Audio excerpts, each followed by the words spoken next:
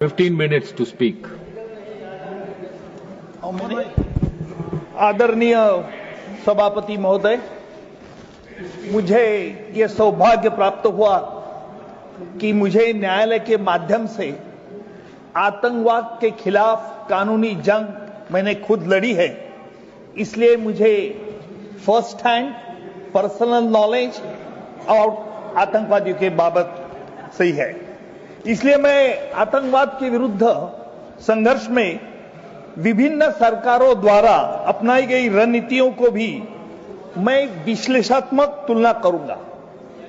यह critical analysis इसलिए जरूरी है आज कि अगर हमें ऑपरेशन सिंदूर पे डिस्कशन करना है तो हमें यह जानना होगा कि आज तक आतंकवादियों के खिलाफ जो भी सरकार आए उन्होंने क्या गतिविधियां अपनाई थी और उसके बारे में पाकिस्तान का क्या रवैया रहा।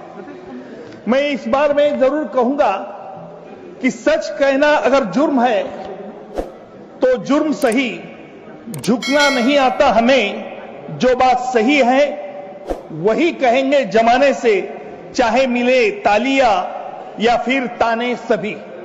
मैं इसलिए कह रहा हूं कि मैंने जो पहली trial 93 Bombay bomb blast case चलाई थी 12 मार्च 93 में बंबई में 12 जगह अलग अलग पहली बार आरडीएक्स इस्तेमाल करके टाइम पेंसिल डिटोनेटर लगा के एक ही वक्त में मुंबई में बॉम्ब स्फोट किए थे। 250 के ऊपर लोग मर गए थे और कई बेगुनाह लोग जख्मी भी हुए थे।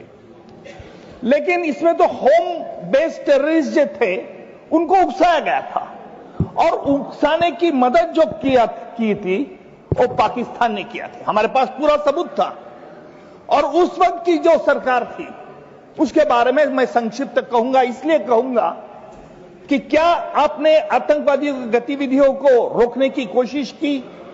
क्यों हम डर रहे थे पाकिस्तान के खिलाफ सख्त कदम उठाने के लिए?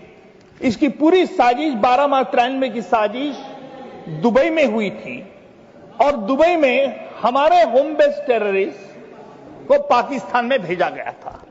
सवाल यह पैदा होता है कि क्या हमारे पास क्या सबूत था पाकिस्तान का इन्वॉल्वमेंट में? जैसे आदरणीय सभापति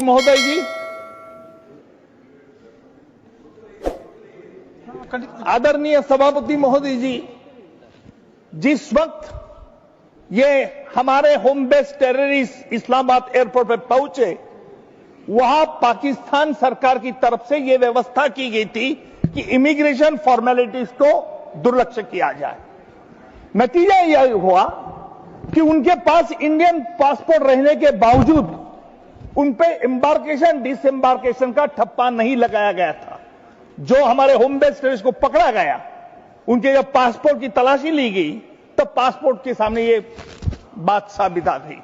उनको छानबीन करने के बाद उन्होंने बताया कि साहब हम गुनाह कबूल करते हैं, हमारी गलती हुई है। उनकी गवाही हमने कोर्ट में ली थी और उन्होंने ये साफ तौर पर जानकारी दी। यह कहना जरूरी है कि उसका चार्जशीट बंबई पुलिस यानी महारा पुलिस ने दर्ज किया था और चार्जशीट दर्ज करने के बाद पूरा इन्वेस्टिगेशन सेंट्रल एजेंसी के पास चलाया गया था। हमने उसमें, मैं स्पेशल पब्लिक प्रोसिक्यूटर था, हमने उस केस में waging war against government of India charge लगाया था। बाद में जैसे हमने चार्जशीट दर्ज किया उसके बाद सेंट्रल एजेंसी ने यह चार्ज हटाया दिया। क्यों हटाया? देखिए ये बड़ी अहम बात है। क्यों? उस वक्त भी हम पाकिस्तान से डरे हुए थे। उसके बाद जो मैंने दूसरी केस जो इंपॉर्टेंट केस जिसका जिक्र किया गया, union home minister, farmer union home minister ने जिक्र किया कि 26/11/2008 को बंबई में आतंकी हमला हुआ। सिर्फ कसाब अजमल अमीर कसाब इकलौता एक टेररिस्ट पकड़ा गया जिंदा, बाकी के एनकाउंटर में तो मारे गए। लेकिन मुझे कहा गया था उस वक्त मुझे कहा गया था कि कसाब के खिलाफ अलग अलग चार्जशीट करो ताकि हम कसाब को जल्द से जल्द फांसी दे सके। मैंने कहा क्यों? बोले हमें कसाब को फांसी देना है। मतलब कसाब को तो ऐसी ही फांसी मिल सकती है? नहीं, हमें कसाब को ही सिर्फ फांसी देना है। मतलब अगर आप ऐसा करेंगे तो हम पाकिस्तान का नकाब कभी सामने दुनिया के सामने नहीं ला सकते। हमने नहीं माना। बॉम्बे पुलिस को हमने हिदायत दी कि सिंगल चार्जशीट दर्ज करो। हमें सिंगल चार्जशीट दर्ज की within a year we have completed a trial. फिर हम बाद में, उसके बाद भी मैं इधर गया था, इस्लामाबाद गए थे हम, यानी as a member of the official delegation team government of India का। वो गया था मैं 2012 में, 2012-13 में मैं इस्लामाबाद, और मेरे साथ गवर्नमेंट ऑफ इंडिया के 3 ऑफिशियल्स थे। वहां मीटिंग हमारी हुई पाकिस्तान के अधिकारियों के साथ। पाकिस्तान के अधिकारियों को हमने बता दिया कि तुमने कॉन्स्पिरेसी, साजिश का आरोप नहीं लगाया। उनका जवाब एक ही था कि भाई आपने हमें इन्वेस्टिगेशन की परमिशन नहीं दी। हमने उसको कहा कि भाई साजिश तो आपके भूमि पर हुई है, आपको सबूत ढूंढना चाहिए, आप हमसे कैसे सबूत मांग सकते हैं। उनका नकारा धोरण था। हम वापस इंडिया आ गए, दिल्ली को हमने रिपोर्ट भेज दी कि ये नहीं मान रहे हैं।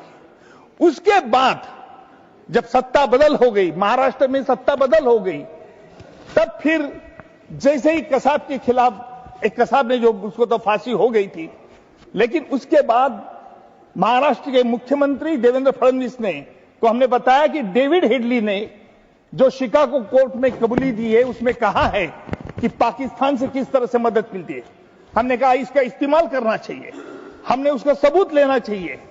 हमारे ऑनरेबल फॉरेन मिनिस्टर उस वक्त फॉरेन सेक्रेटरी थे, हमने डेविड हेडली की गवाही ली और पूरा वो डॉक्यूमेंट से, जहां तक डेविड हेडली ने पूरे साफ तौर पर बताया था कि लश्कर तोयबा यानी जमात उत दावा का किस तरह से साठगांठ ये आईएसआई के आर्मी ऑफिसर से, ईमेल करेस्पॉन्डेंट जो हुआ था दोनों देशों में, उनके लश्कर तोयबा और डेविड हेडली में, वो शिकागो कोर्ट में प्रोड्यूस किया था। हमने वो भी मंगवाया और बंबई कोर्ट के सामने पेश किया।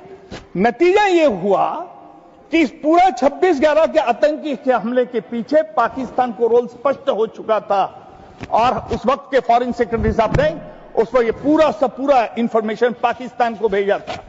मैं दुर्भाग्य से ये कहूंगा, राजनीति करने के लिए ये 26/11 के आतंकी हमले में जो हमने बताया, कभी भी आज तक पाकिस्तान में कभी भी ये सवाल नहीं किया गया कि क्यों, क्या सवाल इसलिए नहीं किया गया कि कसाब को फांसी देने की प्रक्रिया पूरी कानूनी व्यवस्था के साथ की थी और ओपन कोर्ट में की थी। हमने ये सवाल पाकिस्तान में उठाया था कि आपने जो जिन लोगों को अरेस्ट किया है उनके बारे में क्या, आपने हाफिज सईद को अरेस्ट नहीं किया, जकीउर रहमान को लखवी ने अरेस्ट नहीं किया। तब उनका कहना था कि सबूत के बारे में वापस फिर वो मांग रहे थे। मैं एक बात बहुत गहराई से वहां महसूस की कि पाकिस्तान उस समय भारत को गंभीरता से नहीं लेता था।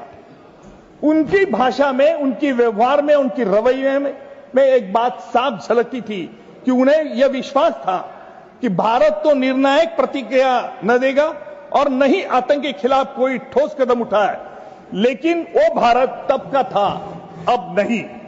आज मैं ये जरूर कहूंगा कि हमारे सरकार ने ऑपरेशन सिंदूर के माध्यम से ये साफ कर दिया है कि सिर्फ हम फाइलों में नहीं लड़ते, हम फील्ड में जवाब देते हैं। अब भारत सहता नहीं है, भारत संकल्प करता है। अब भारत चुप नहीं रहता, भारत सीधा जवाब देता है। जो पाकिस्तान कभी भारत को हल्के में लेता था, आज वही पाकिस्तान अपने आतंकवाद से डरा बैठा है, भारत की प्रतिक्रिया के भय से। यह परिवर्तन केवल एक नीति का नहीं, यह परिवर्तन मैं जरूर कहूंगा नेतृत्व का है। यह परिवर्तन सरकार की निर्णायक सोच का है, नरेंद्र मोदी जी की सरकार की सोच का है।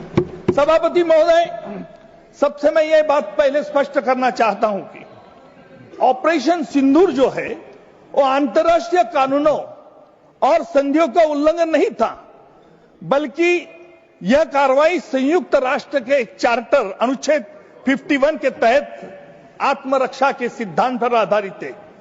और यह आत्मरक्षा का सिद्धांत यही कहता है कि जब किसी राष्ट्र की सुरक्षा पर, उसके निर्दोष नागरिकों की जान पर बार बार हमला होता है, और जब हमला सीमा पार से संचालित आतंकी गुटों से द्वारा होता है, तो उस राष्ट्र को यह अधिकार है कि वह सीमित और आवश्यक बल का उपयोग करे।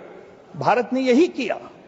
हमने न तो पाकिस्तान की संप्रदाय का अपमान किया, न ही युद्ध का बिगुल फूंका। हमने केवल आतंक के उन अड्डों को निशाना बनाया जहां बार बार हमारे देश पर हमले की साजिश रची जा रही थी। सभापति महोदय जी, पिछले कुछ वर्षों में हमने देखा है किस प्रकार पाकिस्तान का धरती का उपयोग आतंकवादी संगठन द्वारा भारत के विरुद्ध युद्ध छेड़ने के लिए किया।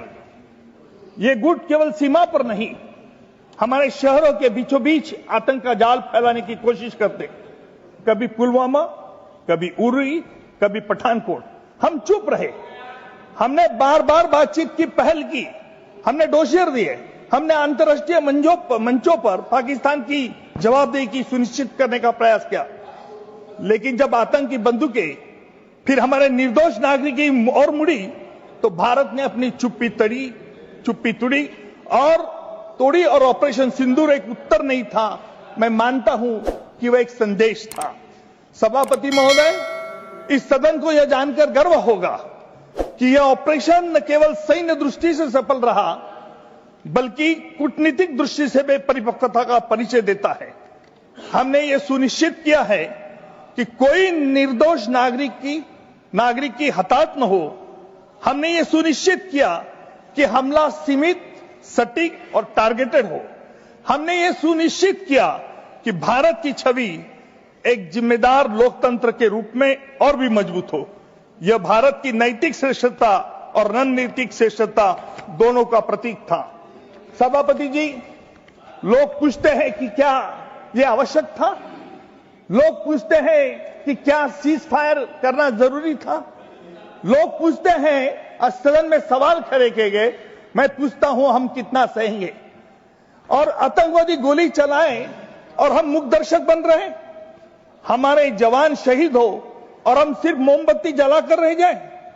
हमारे स्कूल, हमारे बाजार, हमारे मंदिर निशाने पर हो और हम भी फिर शांति का अपील करते रहे। शांति तब तक मूल्यवान है जब तक एक तरफा बलिदान न बन जाए। ऑपरेशन सिंदूर की आवश्यकता इसलिए थी क्योंकि अब शब्दों से नहीं, संकल्प से जवाब देने का समय था। यह ऑपरेशन सिर्फ केवल एक देश की सुरक्षा नहीं, बल्कि पूरे विश्व को यह दिखाने का प्रयास था कि आतंकवाद को पनाह देने के वाले देशों को बर्दाश्त नहीं किया जाए। भारत का यह कदम अन्य लोकतांत्रिक देशों के लिए भी एक मिसाल है कि आतंक से लड़ाई सिर्फ शब्दों से नहीं, इच्छा शक्ति से लड़ाई की जाती है। मैं इस अवसर पर हमारे सशस्त्र बलों के पराक्रम को तो नमन करता हूं, उनकी तैयारी, सटीकता और धैर्य यह संभव बनाए। और मैं प्रधानमंत्री, हमारे रक्षा मंत्री का भी नेतृत्व को भी प्रणाम करता हूं, जिनके दृढ़ निश्चय और स्पष्ट नीति के बिना यह संभव नहीं होता। यह वही नेतृत्व है जो कहता है कि हम शांति के पक्षधर में हैं, पर राष्ट्र की रक्षा में किसी भी हद तक जा सकते हैं। मैं ये कहना चाहता हूं, भारत कभी युद्ध का इच्छुक नहीं था। हम न विस्तारवादी है, न आक्रामक है। लेकिन जब बात देश की सुरक्षा, नागरिकों की जान और हमारी सीमाओं के पवित्र की हो, तो भारत न झुकता है, न रुकता है, आक्रामक वालों को रुलाता है। और मैं ये जरूर कहूंगा कि आज एक सवाल किया गया, हमारे honourable former union home minister ने यह सवाल किया था कि as to why there was a ceasefire. No doubt he might have thought this is a very important question, but being in the politics, what government has taken the decision, it was an absolutely right decision. Bharat एक सभ्य और संविधानक राष्ट्र है जो अंतर्राष्ट्रीय मानकों और जिनेवा कन्वेंशन का पालन करता है। ऑपरेशन सिंदूर की योजना बनाते समय भारतीय सेना और सरकार ने अंतर्राष्ट्रीय मानवीय कानून के सबसे दो बड़े मूलभूत सिद्धांतों को कड़ाई से पालन किया। और जिनेवा कन्वेंशन का पहला जो सिद्धांत है कि प्रोपोर्शनैलिटी, हमला इतना ही किया जाए जितना आवश्यक था। दूसरा सिद्धांत यह है कि डिस्टिंक्शन, और डिस्टिंक्शन में नागरिक और सैन्य ठिकानों में स्पष्ट अंतर रखा गया। इस ऑपरेशन में किसी नागरिक ढांचे, अस्पताल, स्कूल या पाकिस्तान सैन्य अड्डे को निशाना नहीं बनाया गया। मैं ये कहूंगा जरूर कि इस सुंदर ऑपरेशन ने, तंदूर ऑपरेशन ने अंतर्राष्ट्रीय स्तर पर भारत की स्थिति को मजबूत तो किया। जहां पहले भारत को संयम बरतने की सलाह दी जाती थी, वही इस बार अमेरिका, फ्रांस, रूस, ऑस्ट्रिया देशों ने भारत के आत्मरक्षा का अधिकार का समर्थन किया। इस सदन में ऐसा कहा गया, कोई प्रदेश नीति नहीं, कोई फॉरेन कंट्री ने हमारा समर्थन नहीं किया। ये बात सर गलत है। वैश्विक समुदाय ने पहली बार माना कि पाकिस्तान से धरती से संचलित आतंकवाद पर रोक लगाने के लिए आवश्यक और उचित कार्रवाई थी। इससे स्पष्ट है कि भारत अब वैश्विक सुरक्षा विमर्श में सिर्फ एक भागीदार नहीं बल्कि एक निर्णायक शक्ति भी बन चुका हूं। इस अभियान ने यह देखा कि भारत मजबूत है लेकिन कुशलता और न्याय के संयोजन से भी ज्यादा असरदार है।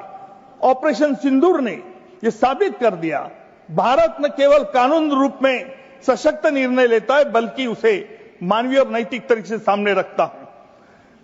आदरणीय महोदय, आत्मरक्षा केवल एक रणनीतिक आवश्यकता नहीं बल्कि एक न्याय संगत धर्म भी है। भगवद गीता में श्री कृष्ण ने धर्म में कहा था, एक लास्ट 1 मिनट, कि